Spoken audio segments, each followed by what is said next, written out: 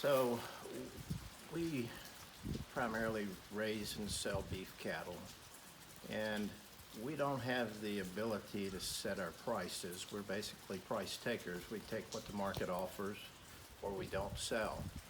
And when the COVID came along and with the supply chain disruptions, the market for demand for our cattle really softened to the point that we saw upwards of 30% reduction in the prices that were offered for the cattle. So between the government programs and the thoughtfulness of the Botetourt County with regards to how they were distributing that money, that was very helpful. And I learned about the program, of course, from our local supervisors.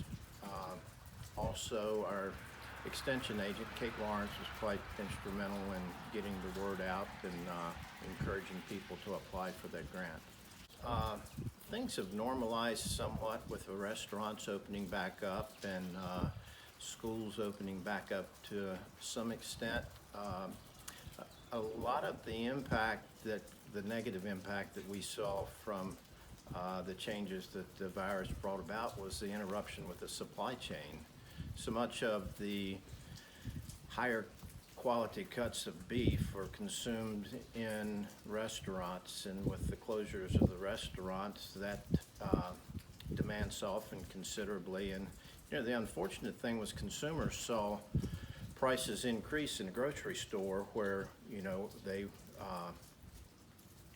were securing more of their food versus restaurants that were no longer open and available, and the demand for those products increased, the price increased, yet coming back down the chain, we saw the opposite effect. And the dairy farmers saw much of the same thing with the school closures and the institutional demand decreasing as it did.